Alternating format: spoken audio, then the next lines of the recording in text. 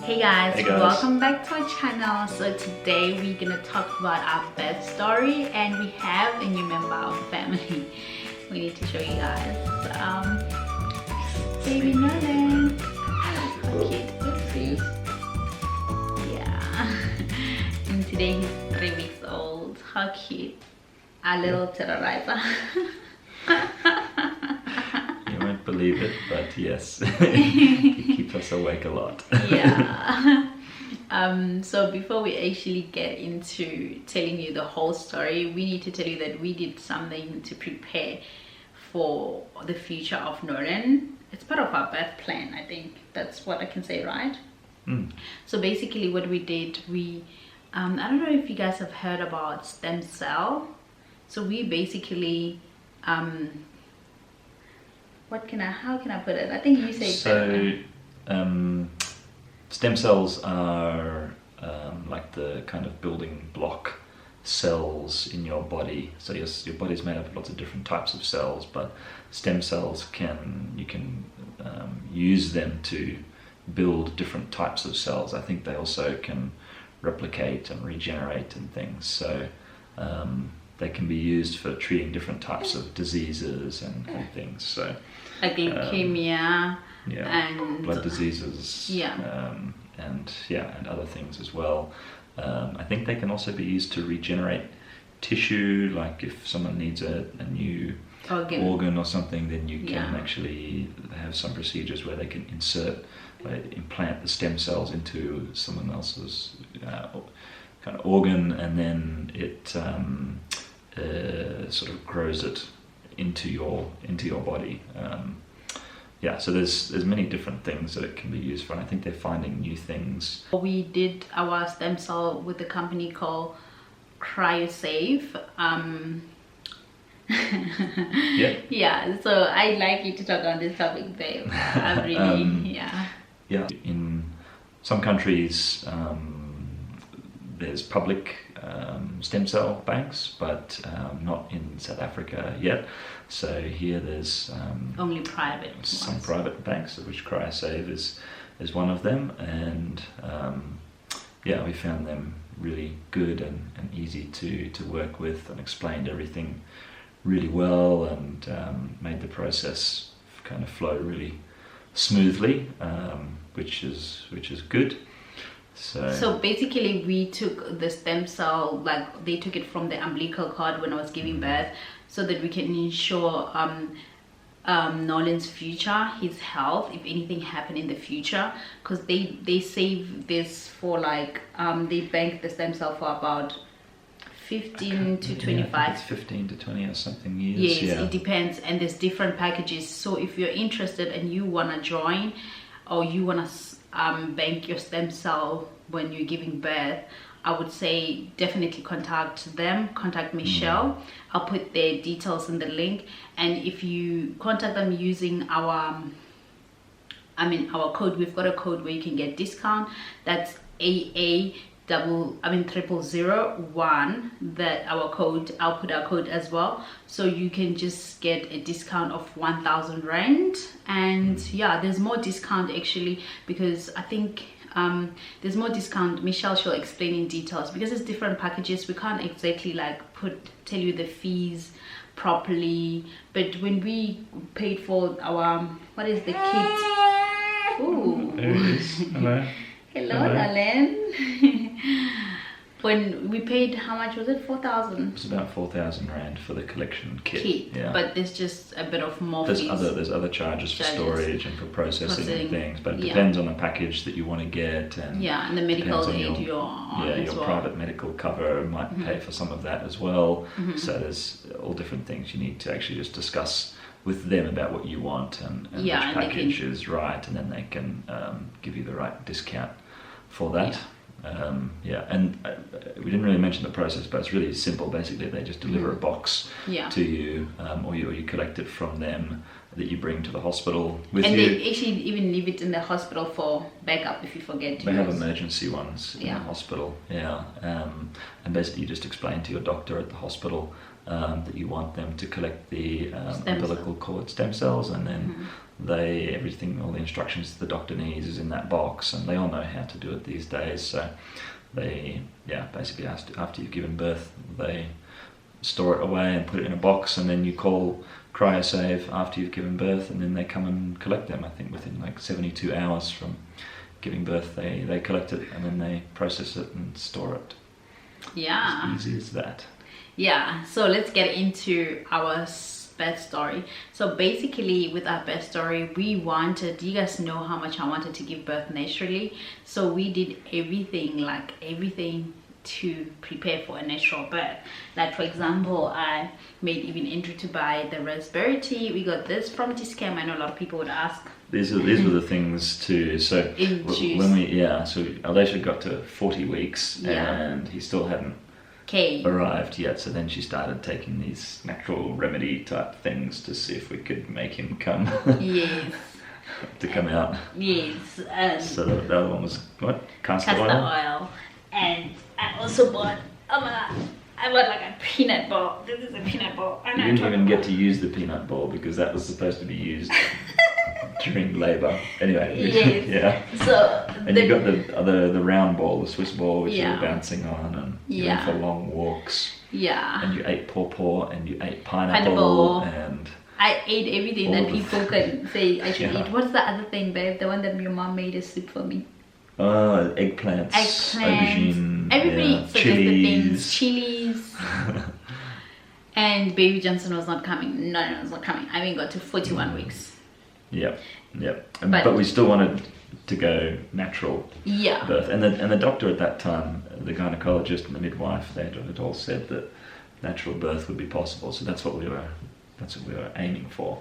Yeah. And then what happened? Then I actually I thought my water broke, but that was a false alarm. So what happened is that I was leaking, but that was mucus plug that was coming out because I took pictures. Gross, I know. To send it to midwife so she can tell me. I mean, it was my first pregnancy. I don't know all these things, so I wanted to make sure. So we went to the hospital, packed our bags, everything, thinking water broke, we're excited, the baby's coming. And then they did all these tests, and they apparently they can test to see if your water broke or not. So it looks like pregnancy test because you even had to check it. It's just tests if it's amniotic fluid, I think, that's leaking or if it's not. Yeah. So it said no, my water didn't break. It was a bit of a shame. I mean, it was sad. Yeah, and they put you on the machine that measures contractions, and it showed that you were having some Braxton Hicks contractions, but that was all. So. But I was not feeling any pain, funny enough, because Braxton Hicks, you do feel pain. I was not feeling pain. So we went home, and then we continued doing everything to induce labor, and then my water, I mean, I had more leaks. But I didn't want to jinx it. I didn't want to tell the midwife. I wasn't sure. I was thinking maybe still mucus plug or something else. I don't know. Remember? And then the other day it kept on coming, like a day after day. And then part of me just told me, let me tell the midwife.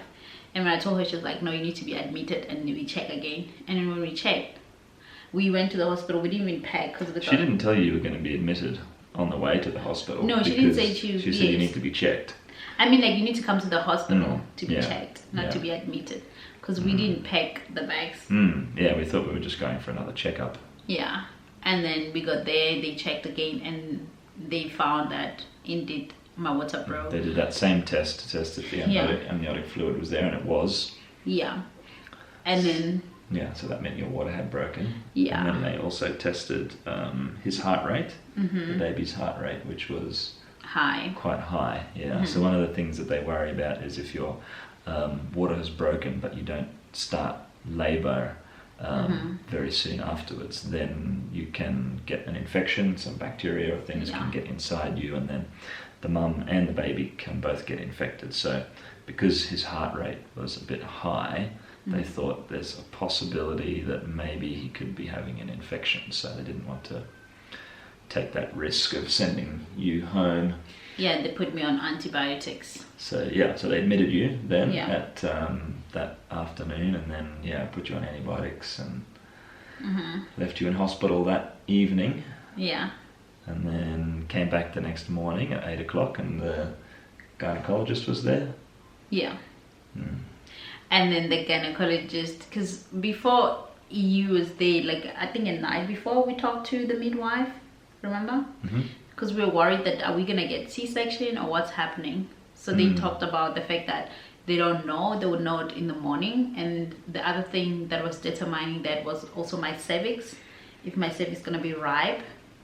Before the gynae came, actually, I think the nurse came to check, because even in the evening, actually, the nurse checked. They said they need to check if my cervix is ripe, and they did that. They have to put their hand. Not too much info. And then even in the morning, they did that before the gynae came. So that's why they told the gynae that my cervix is too far. So they realized that when it's too far, it's the chances of giving birth naturally were very less. So they could have, there's a couple of ways that they can kind of medically induce You. Yeah. labour. They can put you on a drip, or they can use some gel. They have to put it They inside. put it inside, yeah. But both of those, they prefer if your cervix has already started to move forward, and they thought... With the gel, there was no way they can put, because they're thinking I got infection. Oh, okay. Yeah, so the option was for the drip. So the drip, they're saying it was painful, and then because my cervix was not ripe, the chances were like I was gonna go through pain and be in a long labor and still go for C-section. The chances were high that you would have to go to a C-section. C-section, yeah. Anyway, Yeah. The chances are low that you would actually be able to give natural birth if you induced it like that because of the cervix. Yeah. Yeah. So it was kind of sad. Yeah. So then they told us that they recommend we just go straight to C-section. Yeah. So that was a bit sad because you prepare yourself, and you'd done more of the preparing. Even I had prepared to be able to stand there and hold your hand and and things, and you're expecting that it's going to go a certain way. You mentally you're expecting certain things to happen, and all of a sudden the whole day is it's good. It's the whole experience is something different. Yeah. But Anyway, so they told us in the morning, I think around 9 o'clock, when the gynae came, that we're gonna go for C-section at 2 p.m. Wow! Imagine, we just changed, and then I have to ask the nurse. She gave me she told me what, she prepared me for C-section. What are they gonna do? She told me the whole steps, so that helped me to be calm, because a lot of people were commenting on the previous video, our birth video, saying that you were so calm, because I knew what. The nurse was really good. She did a good job of explaining exactly what was going to happen, and she was very calm. Very nice. Yeah. Her energy, I think, rubbed off on us definitely. as well. Yeah. Thank you, Andrea. Yeah, thanks, Andrea. Yes. Then from there we went to surgery. To the surgery. And Andrew was very, very supportive. I think this is your part where you have to talk, because you're more... Yeah, so I got to go along for the whole thing, which was quite cool. So we went together, rolled her on her bed down to surgery, and then I had to go through and put on my scrubs. Came out looking like a doctor. And then I was standing beside your bed again, and then they wheeled us both into the surgery room, into the theatre, and that was really amazing, wasn't it, with the anaesthetist and the doctor and the nurses all moving around theatre, setting everything up exactly the way that it needed to be set up. It was really very impressive. And so it was, I just got to stand next to you and talk to you and take some pictures and some videos, and then the anaesthetist was also really helpful in taking pictures and videos for us, so that was cool. But so then basically I just held on to you while they put that big needle in her spine. Yeah, apparently At the they can back. put epidural sometimes. I had someone saying that some people put epidural. I thought epidural is for only when you give birth naturally, but someone was like, no. So they didn't put epidural with me. They put, what is it called? Spinal block. because it only numbs you at the bottom, and also I'm not dizzy and I'm still like, I understand everything happening, because epidural you get a bit high, I think. So Yeah. I was a bit scared. I thought it was gonna be painful when they were putting the needle at the back. It wasn't too bad actually. Okay. Yeah. Maybe because I thought the worst. Yeah. Yeah, but it wasn't too bad. Yeah. Yeah. And then they lay you down then, and yeah, so it's numb from kind of just below your breasts or something. Isn't No, it? from here.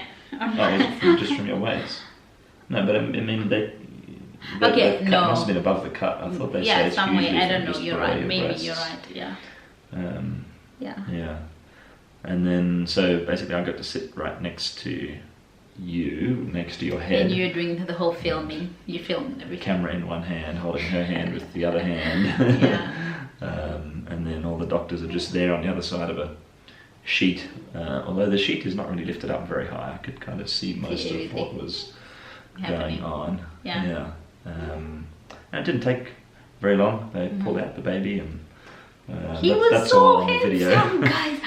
Oh my god. Like, oh my god, I'm Yes, scared. that's you. That's Oh you. my You're the God. handsome one. Yeah. He's so sensitive to noise. I just make noise. So that's why we're speaking like a bit low today.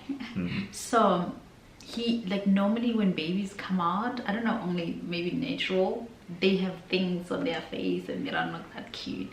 Nolan look gorgeous. If you watch that video birth vlog, I was like, oh, you're so beautiful. I was like, oh, he's so perfect. Oh my god. You know, He they was say, chubby as well, wasn't he? Like Yeah. he's a he's big less boy. chubby now than what he was when he first came out. Like yeah. big cheeks and he was just big. So yeah, he Yeah. was like 3.99. So Yeah. basically 4 kilograms, which And- is very big. Yeah, and the height it was 55, so he's very tall. He's not an average Yeah. child, baby. I mean, yeah. So and then when are we done with the whole process of going out? Oh no, you need to. Oh yeah, then I cut the umbilical cord. That was yeah. the other cool thing that Yeah. happened. So yeah, the pediatrician I think takes him, and then Yeah. and the nurse, and they check all sorts of different things, and then yeah, they gave me the scissors to chop the umbilical cord, which was strange because the texture of that thing, they say it's a bit like tough calamari cutting through it. So it's strange, but yeah, did that. That was interesting. And then they brought him over to you and they put him on your chest for some skin to skin. Yeah. Yeah. It was So beautiful. It is very surreal type thing. And the It's- music that it's they were playing strange. there as well. Yeah, they played some classical music in the room while they were doing it. Yeah. It was, added to the mood Yeah. a bit. But yeah, then that was it. It was they rolled you back out of theatre into the waiting area area. outside, and they'd collected the stem cells. By that point, they'd put that on a box at the bottom of your bed. Yeah, to put it back. Yeah. And then they brought Nolan to breastfeed. Yes. I already had Nolan, I think. Oh I yeah, don't they know. left him on you or something. Yeah. And the lactation, just wanted to make sure that he's latching properly, and he literally just latched, and because he was such a hungry boy, and we just bonded from there. Yeah, well, yeah. Some people can have difficulties with the baby. breastfeeding. Yeah, with breastfeeding can take a bit of time and things, but so we were very lucky Yeah. that he latched on so quickly and just started I feeding. know someone who did C-section as well, and the baby couldn't latch. They had to take the baby to ICU for the babies. Okay. They call it what? Yeah, NC. in ICU, isn't it? Yeah, and then to give the baby like milk, and for some time until the baby comes, Yeah. and they try again. Yeah, so that was one thing we were very We were lucky. very lucky. And the breastfeeding's been very easy. Yeah, it's been easy for me. So yeah, and then we went back to the room, and you went to go pick up mom and dad. Yep, for visiting hours. They'd reduced all the visiting hours, so we couldn't have extra people there with us during the day, family or friends. It was only me that was allowed there. So so I went home, picked up mum and dad, came back in the evening. So the whole procedure, like, so at 2 p.m. they took you out to go to theatre, and then by about 3 p.m. you were back in the room. All done. So then I left to get my parents about 5 o'clock or something, and then we came back by 7, and they got to see the baby, and they were super happy as well. That was nice. It was nice. Yeah, and then that was it. So visiting hours was like an hour, and then they had to leave, and even I had to leave. They don't allow the husbands to stay even overnight, so I went home as well. And then you stayed for 3 days afterwards, and they did various things. We gave birth on Thursday.